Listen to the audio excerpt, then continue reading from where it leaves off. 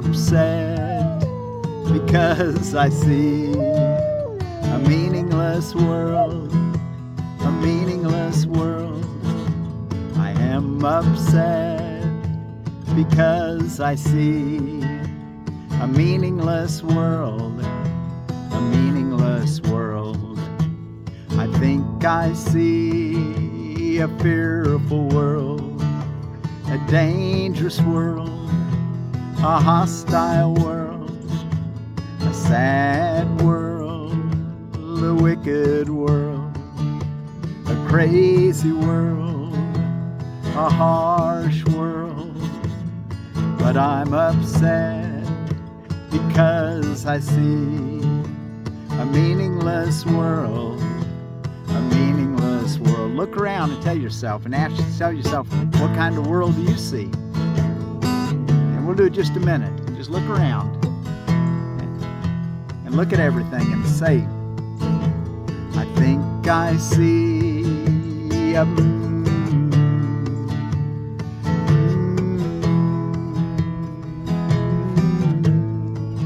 look at everything and tell yourself what you think you see.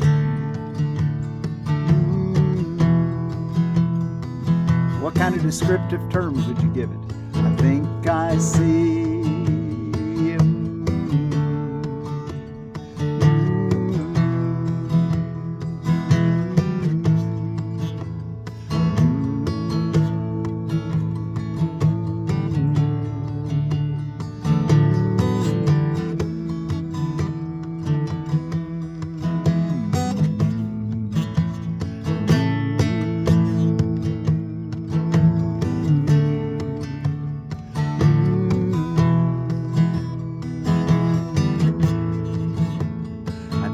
I see a threatening world, a beautiful world, a chaotic world. I think, what kind of world do you see?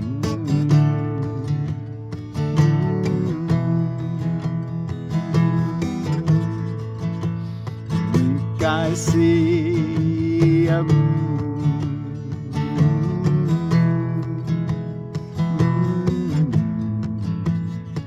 but I'm upset because I see a meaningless world, a meaningless world.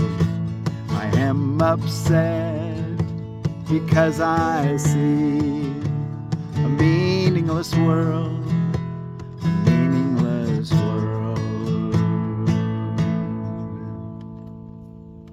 I am upset because I see a meaningless world. Well, thank you all so much for joining me today in studying A Course in Miracles. We're ready for lesson 12 for January the 12th of 2026, which is for a Monday. It's the Friday preceding that Monday that I'm actually doing this recording, and we'll get it uploaded in time for you. I am upset because I see a meaningless world. And I'm Forgiveness Willie, teaching forgiveness from the Ozarks. And one of my chickens back there. They love hanging out in this bamboo, particularly when I'm up here playing. They all kind of come up here when I'm playing my guitar. You might have heard old Jed want to sing. He can be a little bit much sometimes, but he loves to sing. I am upset because I see a meaningless world. The importance of this idea lies in the fact that it contains a correction for a major perceptual distortion. You think that what upsets you is a frightening world, a sad world, a wicked world, or an insane world. All these attributes are given it by you. The world is meaningless in itself. These exercises are done with eyes open. Look around you, this time quite slowly. Try to pace yourself so that the slow shifting of your glance from one thing to another involves a fairly constant time interval. Do not allow the time of the shift to become markedly longer or shorter, but try instead to keep a measured, even tempo throughout. What you see does not matter. You teach yourself this as you give whatever your glance rests on equal attention and equal time. This is a beginning step in learning to give them all equal value. So as you think of these descriptive adjectives that you want to tell about your world, you're going to look around and just look at things. You don't have to say what they are, but just look at things. And as you look at things, kind of keep the same even tempo of your glance looking at something. And if something has a lot of value to you and you want to look at it longer, don't. Just keep looking at it and then go to the next thing. As you're just thinking up descriptive terms, this is a beautiful world, this is a chaotic world, this is a disorganized world, this is a maintenance needed world, whatever it is that you see, okay? As you look about, you say to yourself, I think I see, and some of the examples he gives, which we sang a few in our opening song. I think I see a fearful world, a dangerous world, a hostile world, a sad world, a wicked world, a crazy world, and so on, using whatever descriptive terms happen to occur to you. If terms which seem positive rather than negative occur to you, include them. For example, you might think of a good world or a satisfying world. If such terms occur to you, use them along with the rest. You may not yet understand why these nice adjectives belong in these exercises, but remember that a good world implies a bad one, and a satisfying world implies an unsatisfying one. All terms that cross your mind are suitable subjects for today's exercises. Their seeming quality does not matter. Okay, now, and he's not really saying that you have to think of your descriptive terms of the kind of world in an equal cadence, but he does say that what your eye looks at don't stay any longer on any one thing. And the reason he says is because we're training ourselves that everything is the same. Nothing's more important or less important than another. This will be helpful as we learn that the very first principle in the Course in Miracles, remember the 50 Principles of Miracles, they're all equal. I forget the way it actually says it. I should have known that before I started talking about it. Let me go look at it real quick so I make sure I say it to you properly, since I'm supposed to be I brought up something that I can't say the exact words. There is no order of difficulty in miracles. One is not harder or bigger than another. They are all the same. All expressions of love are maximal. He's going to get into that a little bit more in our text reading, but just keep in mind, we're kind of learning that very thing today when we just look at each thing and give it all equal attention or equal time. But the descriptive terms may come to you and they may not at that same cadence. Don't let that bother you, okay? At least that's how I'm seeing it, because I don't a lot of times think of the descriptive term as often or as quick as what I see all the items. I can kind of mindlessly look around with the idea of, what am I looking at? Oh, I'm looking at a lot of maintenance needed done. I'm sure at my place, I look around and go, well, I could sure use some maintenance around here, some cleaning, some organizing, some, every farmer has that thought, I'm sure. Okay, paragraph 4. Be sure that you do not alter the time interval between applying today's idea to what you think is pleasant and what you think is unpleasant. For the purposes of these exercises, there is no difference between them. At the end of the practice period, add, but I am upset because I see a meaningless world. That looks like a turkey's coming into our view, huh? So we're to kind of consider that at the end of the practice, it only take a minute, he says, but at the end, to tell yourself, but I'm upset because I see a meaningless world. Now, he's going to explain this a little more. Let's look at this. What is meaningless is neither good nor bad. Why then should a meaningless world upset you? If you could accept the world as meaningless and let the truth be written upon it for you, it would make you indescribably happy. But because it is meaningless, you are impelled to write upon it what you would have it be. It is this you see in it. It is this that is meaningless in truth. Beneath your words is written the Word of God. The truth upsets you now, but when your words have been erased, you will see His. That is the ultimate purpose of these exercises. 3 or 4 times is enough for practicing the idea for today. Nor should the practice periods exceed a minute. You may find even this too long. Terminate the exercises whenever you experience a sense of strain. Well, he's only asking us to do it for a minute. The song takes longer than that to sing, but we'll have a minute in there that you can do that. Look around and use whatever descriptive terms come to you. And I'll just kind of hum it along. And then we'll end by saying, but I am upset because I see a meaningless world. Okay, now let's go back and look at our text reading. We're ready to start with chapter 2.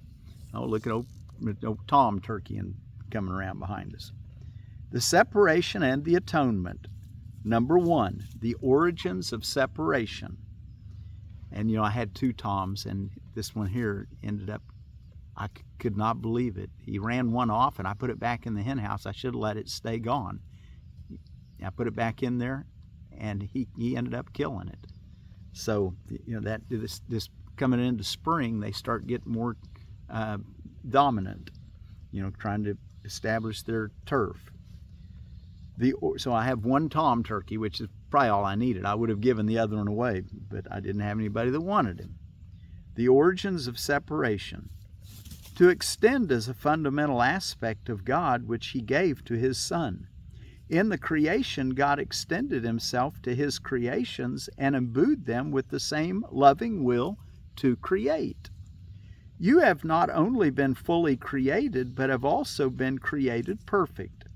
There is no emptiness in you. Because of your likeness to your Creator, you are creative. No child of God can lose this ability, because it is inherent in what he is, but he can use it inappropriately by projecting.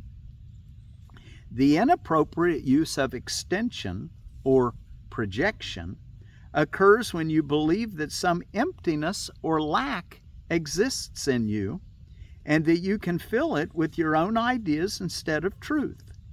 This process involves the following steps. First, you believe that what God created can be changed by your own mind. Second, you believe that what is perfect can be rendered imperfect or lacking. And third, you believe that you can distort the creations of God, including yourself. And fourth, you believe that you can create yourself and that the direction of your own creation is up to you. Paragraph 2. So, do we need to look at those again? First, you believe that what God created can be changed by your own mind. Second, you believe that what is perfect can be rendered imperfect or lacking. Third, you believe you can distort the creations of God, including yourself. And fourth, you believe that you can create yourself and that the direction of your own creation is up to you. These related distortions represent a picture of what actually occurred in the separation, or the detour into fear. None of this existed before the separation, nor does it actually exist now. Everything God created is like Him. Extension, as undertaken by God, is similar to the inner radiance that the children of the Father inherit from Him. Its real source is internal. This is as true of the Son as of the Father. In this sense, the creation includes both the creation of the Son by God and the Son's creation when His mind is healed. This requires God's endowment of the Son with free will, because all loving creation is freely given in one continuous line in which all aspects are of the same order. Paragraph 3. The Garden of Eden, or the pre-separation condition, was a state of mind in which nothing was needed. And if you want to read about this, it's in the first part of Genesis, actually chapter 3, chapter 2, verse 8 through 14, you can read about the Garden of Eden. And then in chapter 3, 1 through 24, he'll talk about more and get into the lies of the serpent. Okay, the Garden of Eden, or the pre-separation condition, was a state of mind in which nothing was needed. When Adam listened to the lies of the serpent, all he heard was untruth. You do not have to continue to believe what is not true unless you choose to do so. All that can literally disappear in the twinkling of an eye, because it is merely a misperception. What is seen in dreams seems to be very real. Yet the Bible says that a deep sleep fell upon Adam, and nowhere is there reference to his waking up. And that's in chapter 2. If you want to read this, just read the first 3 chapters of Genesis. It'd be a great place to, which would be a nice thing for anybody to read. Yet the Bible says that a deep sleep fell upon Adam, and nowhere is there reference to his waking up. The world has not yet experienced any comprehensive reawakening or rebirth. Such a rebirth is impossible as long as you continue to project or miscreate. It still remains within you, however, to extend as God extended His Spirit to you. In reality, this is your only choice, because your free will was given you for your joy in creating the perfect. We have free will to extend God's love that He used to create us. And when I said it'd be good for everybody to read Genesis chapter 1, 2, and 3, it just has such a huge implication on English-speaking language, the Bible.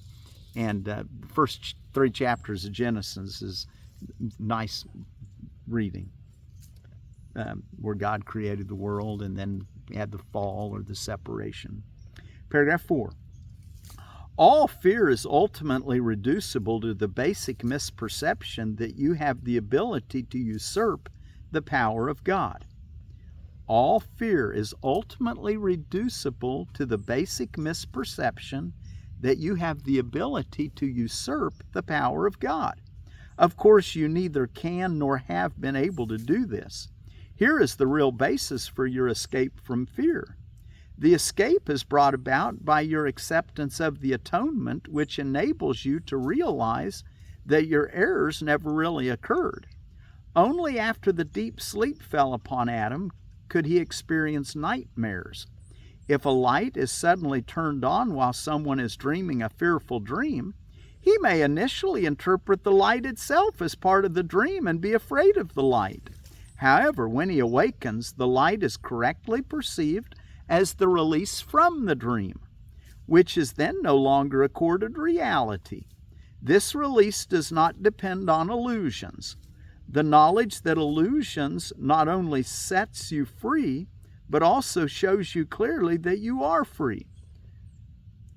The release does not depend on illusions. The knowledge that illuminates, the knowledge that illuminates not only sets you free, but also shows you clearly that you are free. And the last paragraph, 5. Whatever lies you may believe are of no concern to the miracle, no concern to love, which can heal any of them with equal ease. Whatever lies you may believe are of no concern to the miracle, which can heal any of them with equal ease. It makes no distinctions among misperceptions. Its sole concern is to distinguish between truth on the one hand and error on the other. Some miracles may seem to be of greater magnitude than others. But remember, the first principle in this course there is no order of difficulty in miracles. In reality, you are perfectly unaffected by all expressions of lack of love. These can be from yourself and others, from yourself to others, or from others to you. Peace is an attribute in you. You cannot find it outside. Illness is some form of external searching. Health is inner peace. Isn't that something? Illness is some form of external searching, thinking that you don't have everything you need within you and you're looking outside for love or peace, like Abraham says, Abraham Hicks, searching for love in all the wrong places. Illness is some form of external searching. Health is inner peace. It enables you to remain unshaken by lack of love from without and capable through your acceptance of miracles of correcting the conditions proceeding from lack of love in others. Okay, let's read the last paragraph one more time. I think we got enough time. Whatever lies you may believe are of no concern to the miracle, which can heal any of them with equal ease. It makes no distinctions among misperceptions. Its sole concern is to distinguish between truth on the one hand and error on the other. Some miracles may seem to be of greater magnitude than others, but remember the first principle in this course: there is no order of difficulty in miracles. We read that earlier. In reality, you are perfectly unaffected by all expressions of lack of love. These can be from yourself and others, from yourself to others, and from others to you. Peace is an attribute in you. You cannot find it outside. Illness is some form of external searching. Health is inner peace. It enables you to remain unshaken by lack of love from without and capable through your acceptance of miracles of correcting the conditions proceeding from lack of love in others. Okay. I haven't got my hat being stepped on by a turkey. Okay, let's see. What holidays and observances are going on around the world? All I found was the ones listed on holidays and observances, which are, they're not really spiritual holidays as much, but Coming of Age Day, Feast of Fabulous Wild Men Day, Clean Off Your Desk Day, Gluten-Free Day, Pharmacist Day, Plow Monday. Now, for you farmers and folks, we're getting ready. The days are getting longer now, ever from January the 21st, the equinox, and we'll start getting warmer days as we go along. And so it's starting to get your soil ready. Plow Monday. It's the first Monday after Epiphany. Work Harder Day. Kettlebell Day for you weightlifters. Stick to your New Year's Resolution Day.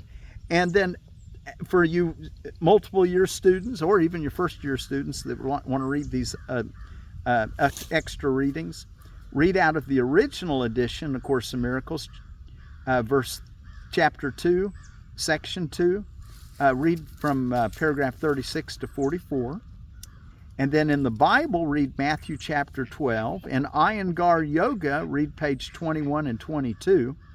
And in there he says, yoga is the union of the individual self with the universal self.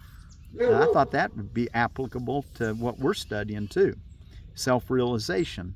Yoga is the union of the individual self with the universal self. And let's see. And then out of A Course of Love, we're ready for chapter 1. Once you read pages, which is in page 16 and 18. So let's start with paragraph 1 and go to paragraph 10. Okay? And let's see. And then since it's Plow Monday, I try to give all the people that are interested in learning A Course in Miracles with me a little taste of plants and what they're good for and how to grow them. So Plow Monday's pretty, I'm pretty excited about it. I'm going to plow up an area where I'm going to plant some corn and whatnot, and watermelons and beans. Okay, arugula and Aruca sativa. This fast-growing, cool-season green of Mediterranean origin is ideal for salads, sandwiches, fajitas, and pizzas. Also known as rocket, arugula can be grown in partial shade. Its sharp, distinctive, nutty flavor is best when picked young, self-sowing, and relatively cold tolerant. 40 to 45 days, 11,000 seeds to the ounce. And anyway, so arugula, and it's just called arugula. It's rocket is another name for that. Okay, let's see. Okay, we're going to do one of our 1 minute practice periods as we close. I'll sing through it, and then I'll hum it a little bit, and I'll do a little example, and then at the end we close. I'll say, but I am upset because I see a meaningless world. Let your eyes don't stay any longer on anything as you're looking around. Okay, and put whatever descriptive terms come to you. I am upset because I see a meaningless world, a meaningless world. I am upset because I see a meaningless world, a meaningless world. I think I see a sad world. I think I see a fearful world. Now, I'm not going to say anymore. I think I see.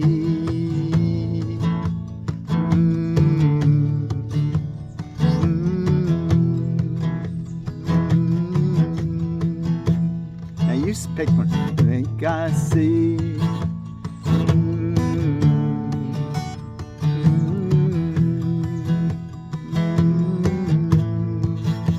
I think I see.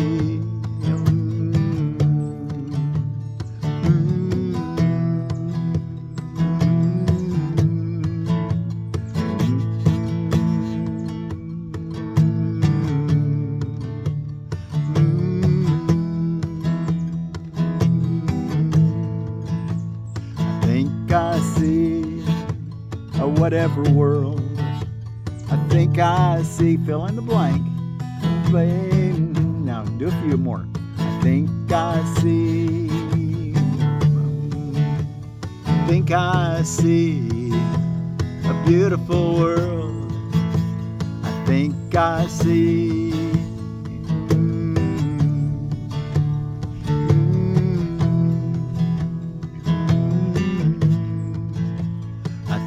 I see. Think I see. But I'm upset because I see a meaningless world. I think I see. But I think I see meaningless world. I am upset because I see a meaningless world, a meaningless world. Sometimes I get doing my lesson, I can't get my chords right. Our word for peace is from the Afrikaans people of South Africa. They're on the Orange River and its tributaries like the Vale. And the word is Vrede. So Vrede be with you. I think I see a fearful world, or I am upset because I see a meaningless world. Vrede.